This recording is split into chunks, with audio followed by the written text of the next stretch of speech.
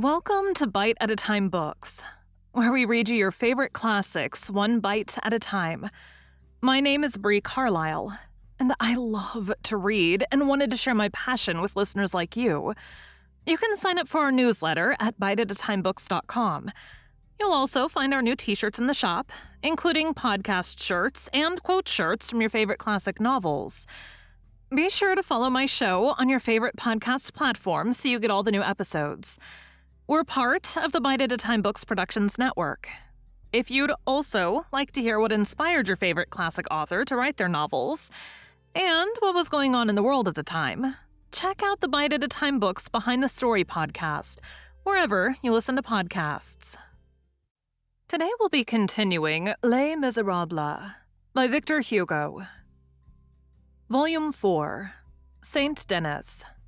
The Idyll in the Rue Plumet and the Epic in the Rue Saint Denis. Book first. A few pages of history. Chapter 1. Well Cut. 1831 and 1832. The 2 years, which are immediately connected with the Revolution of July, form one of the most peculiar and striking moments of history. These 2 years rise like mountains midway between those which precede and those which follow them. They have a revolutionary grandeur. Precipices are to be distinguished there. The social masses, the various sizes of civilization, the solid group of superposed and adhering interests, the century-old profiles of the ancient French formation, appear and disappear in them every instant, athwart the storm clouds of systems of passions and of theories. These appearances and disappearances have been designated as movement and resistance. At intervals, truth, that daylight of the human soul, can be descried shining there.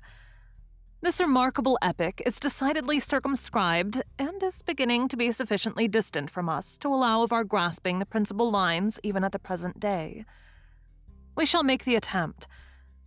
The Restoration had been one of those intermediate phases, hard to define, in which there is fatigue, buzzing, murmurs, sleep, tumult, and which are nothing else than the arrival of a great nation at a halting place. These epochs are peculiar and mislead the politicians who desire to convert them to profit. In the beginning, the nation asks nothing but repose. It thirsts for but one thing: peace. It has but one ambition: to be small, which is the translation of remaining tranquil. Of great events, great hazards, great adventures, great men. Thank God we have seen enough. We have them heaped higher than our heads. We would exchange Caesar for Prusias, and Napoleon for the King of Vidhat. What a good little king was he. We have marched since daybreak. We have reached the evening of a long and toilsome day. We have made our first change with Mirabeau, the second with Robespierre, the third with Bonaparte. We are worn out. Each one demands a bed. Devotion which is weary, heroism which has grown old, ambitions which are sated, fortunes which are made. Seek, demand, implore, solicit. What? A shelter. They have it. They take possession of peace, of tranquility, of leisure. Behold, they are content. But at the same time, certain facts arise, compel recognition, and knock at the door in their turn. These facts are the products of revolutions and wars. They exist, they have the right to install themselves in society, and they do install themselves therein. And most of the time, facts are the stewards of the household, and furriers who do nothing but prepare lodgings for principals. This, then, is what appears to philosophical politicians. At the same time that weary men demand repose, accomplished facts demand guarantees. Guarantees are the same to facts that repose is to men. This is what England demanded of the Stuarts after the Protector. This is what France demanded of the Bourbons after the Empire. These guarantees are a necessity of the times. They must be accorded. Princes grant them. But in reality, it is the force of things which gives them, a profound truth, and one useful to know. which the Stuarts did not suspect in 1662, and which the Bourbons did not even obtain a glimpse of in 1814. The predestined family, which returned to France when Napoleon fell, had the fatal simplicity to believe that it was itself which bestowed, and that what it had bestowed it could take back again. That the House of Bourbon possessed the right divine, that France possessed nothing, and that the political right, conceded in the charter of Louis XVIII, was merely a branch of the right divine, was detached by the House of Bourbon, and graciously given to the people until such day as it should please the king to reassume it. Still, the House of Bourbon should have felt, from the displeasure created by the gift, that it did not come from it. This house was churlish to the 19th century. It put on an ill-tempered look at every development of the nation. To make use of a trivial word, that is to say, of a popular and a true word, it looked glum. The people saw this. It thought it possessed strength because the empire had been carried away before it like a theatrical stage setting. It did not perceive that it had itself been brought in the same fashion. It did not perceive that it also lay in that hand which had removed Napoleon. It thought that it had roots, because it was the past. It was mistaken. It formed a part of the past, but the whole past was France. The roots of French society were not fixed in the Bourbons, but in the nations. These obscure and lively roots constituted not the right of a family, but the history of a people. They were everywhere, except under the throne. The House of Bourbon was to France the illustrious and bleeding knot in her history, but was no longer the principal element of her destiny, and the necessary base of her politics. She could get along without the Bourbons. She had done without them for 22 years. There had been a break of continuity. They did not suspect the fact. And how should they have suspected it? They who fancied that Louis XVII reigned on the 9th of Thermidor, and that Louis XVIII was reigning at the Battle of Marengo. Never since the origin of history had princes been so blind in the presence of facts and the portion of divine authority which facts contain and promulgate. Never had that pretension here below, which is called the right of kings, denied to such a point the right from on high. A capital error which led this family to lay its hand once more on the guarantees granted in 1814, on the concessions, as it termed them. Sad. A sad thing. What it termed its concessions were our conquests. What it termed our encroachments were our rights. When the hour seemed to it to have come, the Restoration, supposing itself victorious over Bonaparte and well-rooted in the country, that is to say, believing itself to be strong and deep, abruptly decided on its plan of action and risked its stroke. One morning it drew itself up before the face of France, and elevating its voice, it contested the collective title and the individual right of the nation to sovereignty, of the citizen to liberty. In other words, it denied to the nation that which made it a nation, and to the citizen that which made him a citizen. This is the foundation of those famous acts which are called the Ordinances of July. The Restoration fell. It fell justly, but we admit it had not been absolutely hostile to all forms of progress. Great things had been accomplished with it alongside.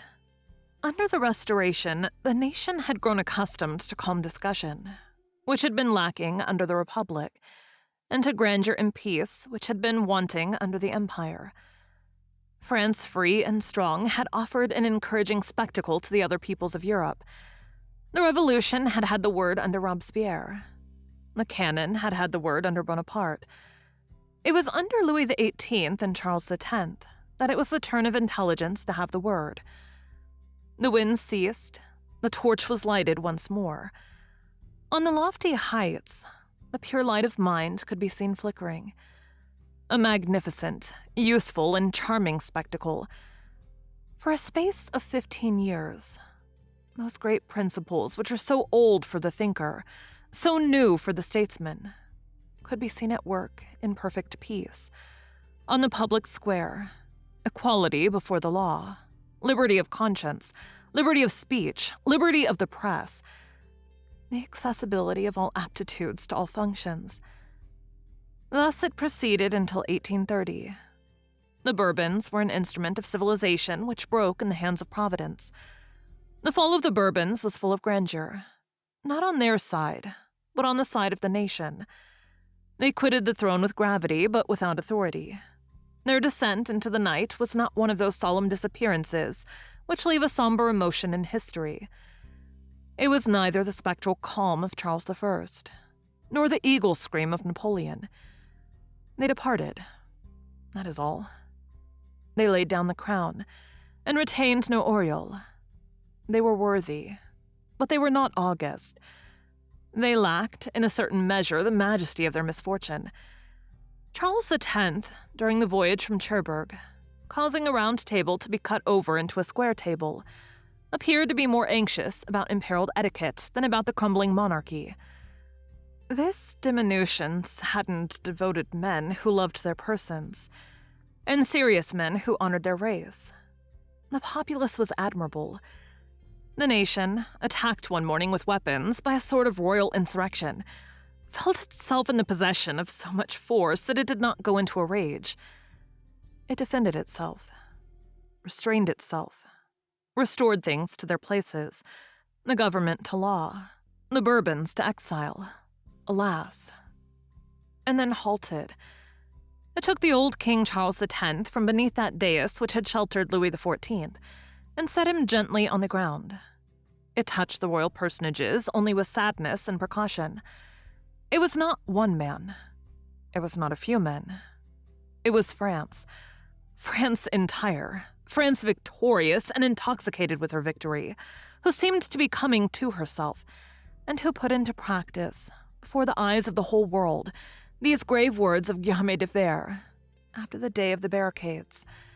It is easy for those who are accustomed to skim the favors of the great, and to spring like a bird from bough to bough, from an afflicted fortune to a flourishing one, to show themselves harsh towards their prince in his adversity.